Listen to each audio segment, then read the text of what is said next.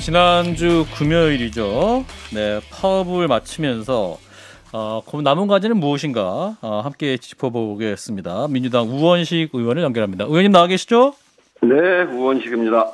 지난 금요일 일단은 협의 과정을 보셨을 텐데 어떻게 느끼셨습니까, 의원님? 네, 그 대우조선해양 파업 현장이 이제 정리가 됐는데, 그 임금 인상이 핵심 요구 사항이었거든요. 그동안에 깎인 30%를 원상 회복하자, 이게 핵심이었는데 4.5%밖에 올리지 못했어요. 그래서 미흡한 성과다 이렇게 말할 수도 있는데, 저는 그거보다 더 중요한 거는 거제 대우조선해양 하청 노동자들이 그 사람들이 그런 투쟁을 하는 걸 통해서 이 조선업의 다단계 하도급 구조, 그리고 저임금 저가 수주의 출혈 경쟁, 또 산업 경쟁력을 악화시키고 있는 인력 부족, 이런 우리나라 기간 산업인 조선업의 적나라한 구조적 문제, 이것이 현안으로 급부상한 겁니다. 제가 그 단장을 맡았던 더불어민주당의 대우조선해양 대응 TF가 결성하면서 저희가 제안한 게 여야 합의로 조선업 구조혁신 국회 특위를 만들자, 이렇게 제안한 것도 이번 하청 노동자들의 투쟁을 계기로 해서 정치권이 그 문제를 주목하게 된 것이죠. 이게 가장 큰 성과다, 이렇게 생각을 합니다. 근데 이제 국민의힘에서는 법과 원칙을 향한 윤석열 정부의 단호한 태도가 민주노총의 극단적 투쟁을 막았다, 좋은 선례를 만들었다고 자평을 하고 있습니다. 의원님은 이런 평가 어떻게 보십니까? 저는 전혀 그렇게 생각하지 않고요. 이런 제가 우리 당 의원들과 세 차례 거기를 내려갔습니다. 7월 12일, 7월 20일, 7월 22일 이렇게 세 차례 현장에 갔는데, 거기서 그 원하청 노사 협상, 그리고 정부 당국의 움직임, 이거를 상세히 봤거든요.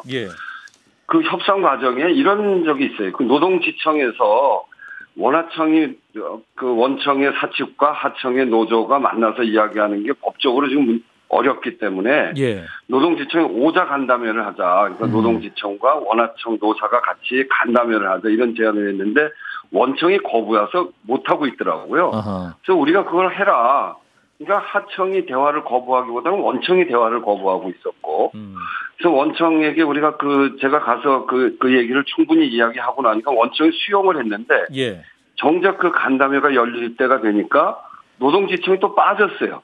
그래서 사자 간담회가 됐는데, 그때가 어떤 때냐면 윤석열 대통령께서 기다릴 만큼 기다렸다, 이렇게 얘기하면서 공권력 투입을 시사하는 듯한 발언을 하고, 정부 장관들이 합동을 해서 헬기 타고 내려가고 강경 진압 같은 이야기를 하면서 이 분위기가 아주 경색되기 시작하고 노동지청이 빠지더라고요. 오히려 대화에서는 정부와 그 원청이 대화에 적극적으로 임하지 않는다, 이런 느낌을 저는 가질 수밖에 없겠어요. 그래서 사실은 노동부 장관이 이런 그 조선업 다단계 하도급 구조의 혁신을 위해서 책임지고 사회적 대화를 만들겠다, 이렇게 했으면 쉽게 끝나고 빨리 끝날 수 있었던 건데, 그걸 그 정부와 원청이 매우 미온적으로 대화에 임하면서 파업이 길어지고 피해가 컸다, 이렇게 오히려 생각하고요.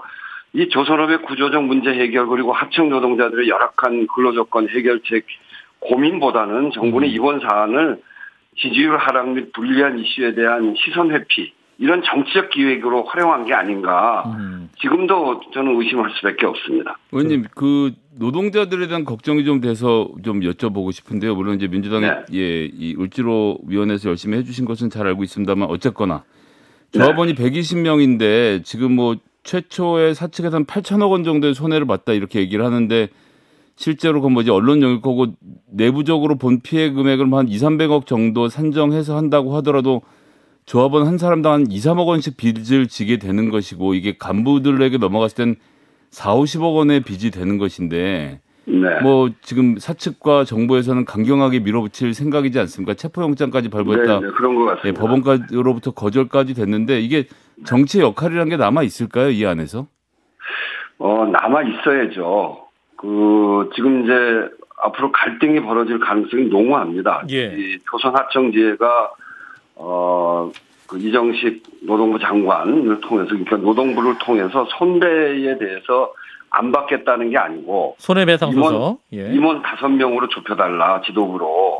그거를 이제 회사와 정부가 받아들이지 않은 상황에서 농성을 해제했거든요. 아하. 그래서 이제 이 문제가 이제 제기되고 정부는 계속 법과 원칙을 이야기를 하고 있는데 이 쟁의 행위를 하는 그 노조를 상대로 해서 4천억이 사측이 그 천문학적인 액수의 손배를 제기하는 관행. 네. 이건 이미 우리 사회에 여러 차례 경종을 울린 바가 있습니다. 2002년에 두산중공업의 배다로 씨, 그리고 2011년에 한진중공업의 최강서 씨, 그리고 쌍용차 노조를 거치면서 많은 사람이 목숨을 잃었어요. 예.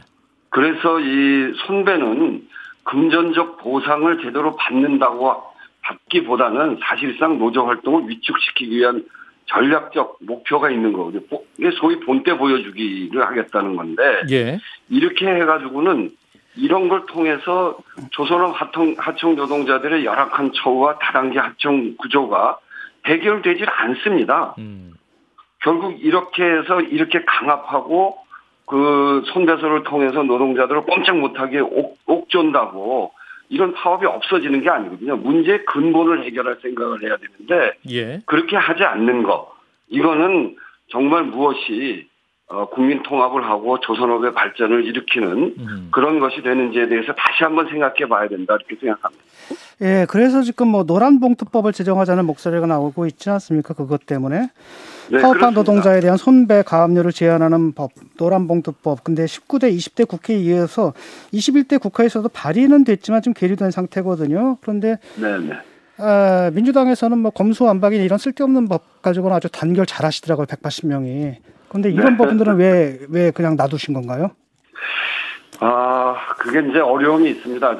저희가 그래서 이런 문제, 노동자들의 이런 그 노란봉투법과 같은 이런 법을 이번에는 꼭 좀 해보자 그런 생각을 가지고 있고요. 예. 그래서 부족합니다만 그 민주당이 그런 거를 잘 못해서 이번에 정권도 뺏긴 거다. 저희는 그렇게 생각합니다. 그래서 국민의 삶, 특히 하청 노동자들, 이 사회적 약자들의 삶을 잘 보호하기 위한 그런 제도적 개혁이 꼭 필요하고 특히 이 기득권을 가지고 어려운 그 삶에 처해져 있는 사람들을 탄압하는 이런 여러 가지 악법들 이런 것들을 개혁하기 위한 노력을 해 가야 되겠다 하는 생각을 하고 있습니다. 예, 이것도 사실은 좀 뭐 저희 같은 제가 있는 그 진보 정당에서도 조금 민망한 일이긴 합니다. 왜냐하면은 사실은 그 진보 정당의 원류가 민주노동당이고 민주노총의 조직적 결의를 통해서 만들어진 당이다 보니까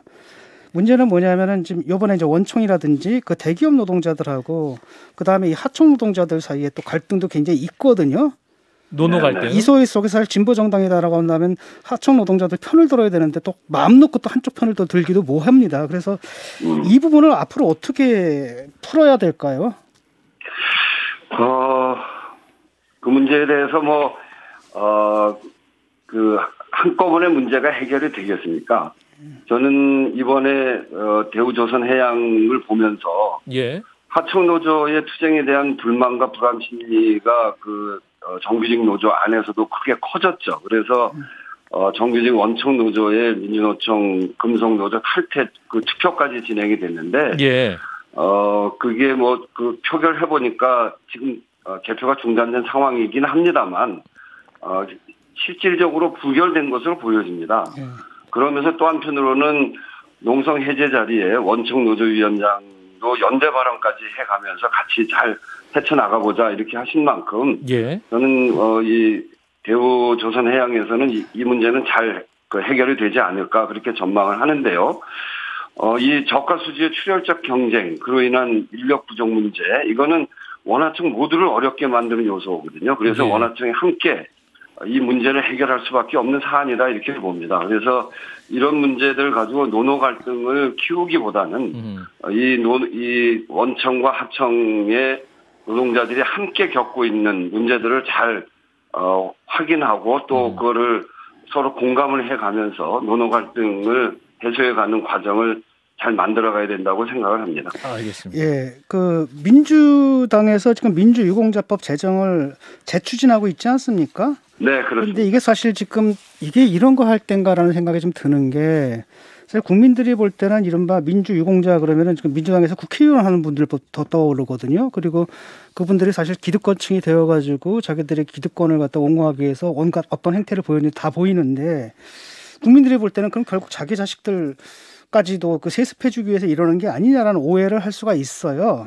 그래서 그 지금 이 시점에 이 법안을 재발의한 이유랑 그 누가 유공자고 그 대상이고 그다음에 선정 기준은 뭔지 이런 거 좀 말씀해 주시겠습니까? 네, 그거는 이제 보수 언론과 국민의힘 당에서 자꾸 왜곡하면서 하는 얘기가 바로 그 얘기죠. 예.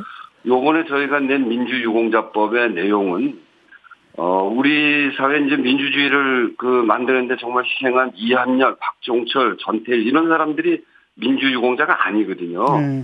그래서 저희들이 요번 법으로 하고자 하는 거는 민주주의를 위해서 싸우다가 죽거나 행방불명되신 분들 또 부상자 이런 장애 판정을 받은 약 한 800명을 국가유공자로 하자고 하는 겁니다. 예.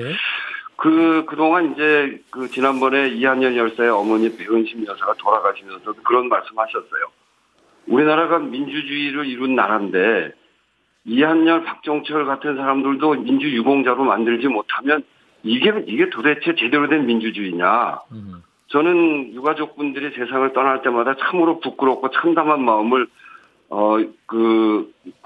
그런 마음을 갖게 되더라고요. 그래서 더 이상 이건 늦출 문제가 아니다. 그만큼 이제 우리가 민주주의를 이룬 나라인데 그만큼 민주주의를 위해서 목숨을 바치고 장애를 입은 분들한테 유공자로 하지도 못하고 있는 이런 문제, 이건 우리한테 던져진 숙제라고 생각하고요. 이 문제는 빨리 풀어야 된다 이렇게 생각합니다. 예, 그런데 제가 좀 이해가 안 되는 게 사실 민주유공자는 그냥 제정을 하면 되는 거 아닙니까? 임명을 선정을 하면 되는 거지 않습니까? 이게 또 따로 법이 필요한가요? 아니, 그러니까 민주유공자를 할 수 있는 법적 근거가 없습니다. 아, 그렇습니까? 네. 그래서 지금 이제 5.18 특별법이 있고 또 4.19 특별법이 있어서 5.18과 4.19에 관련된 유공자는 선정할 수 있는데 그 이외에도 굉장히 많은 사건들이 있지 않습니까? 예. 저희가 이번에 범위를 정하는 거는 64년에 한일협정 반대 데모 이후에 민주주의를 위해서 쓰러져간 목숨을 잃거나 상해를 입은 분들을 유공자로 하자 이런 거고 다른 이거를 더 확대시켜서 무슨 구속되거나 무슨 해직된 사람 이런 분들도 유공자로 하자는 논의가 있었는데 그거는 배척했고 꼭 이렇게 사망하거나 다친 분들만 하자고 제안한 거고요. 예. 그분들을 유공자로 만들어야 되는데 이한열 열사, 전태일, 박정철 열사 이런 분들을 유공자로 하고 싶어도 유공자로 할 수 있는 법적 근거가 없기 때문에 그동안 못한 겁니다. 예. 이제 그런 점에서 제한적으로라도 이런 분들을 유공자로 하자 이렇게 지금 이번에 법을 낸 건데 보수 언론 그리고 국민의힘에서 이것을 운동권 신분 세습법이다 이렇게 얘기하면서 권성동 대표 대행이 계속 비판하고 있는 거죠. 근데 이게 핵심적인 것은 사실은 그거 인정을 받는다는 게 국가로부터 인정받는다는 명예의 측면이 있지 않습니까? 이제 그렇습니다. 문제가 되는 게 이제 처우인데 네. 듣자 하니까 그런 부분들 예를 들어 가지고 국민들이 좀 반감을 갖는 부분들은 어떤 부분이냐면은 예를 들어서 후손에게 어디 들어간다라고 할 때 가산점을 준다라든지 이런 것들은 요즘 특히 이제 공정이 굉장히 민감하거든요. 그런데 그래서 그런 부분들에 대해서는 어떻게 생각하시는지 궁금하네요. 우선 이제 권성동 대행이 요즘 하는 이야기가 세 개입니다. 하나는 대입 특별 전형을 한다 이런 건데 예. 민주화 유공자법에도 그리고 다른 유공자법 어디에도 대입 특별 전형 의무화 조항은 없습니다. 예. 그러니까 민주유공자법에다 대입 특별 전형을 한다는 건 사실이 아닌 거짓말이고요.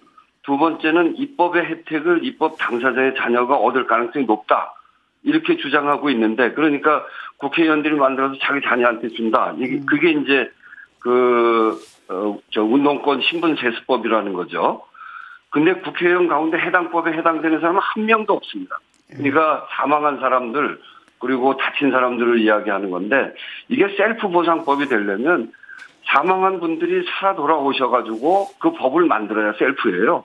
그런데 이게 지금 전혀 그렇게 할 수 있는 상황이 아니잖아요. 돌아가신 분들이 어떻게 와서 하겠어요? 다친다는 수준은 어느 정도를 말씀하실 거예요? 왜냐면 장애를 얻은 정도 수준을 말씀하시나요? 그거는 보훈처에서 정한 그 민주화 운동 관련자 피해 보상에 관한 법에 따라서 민주화 관련자들 정할 때 그때 상해자다 이렇게 정한 사람들이 있습니다. 그러니까 상해 등급을 받은 사람들이.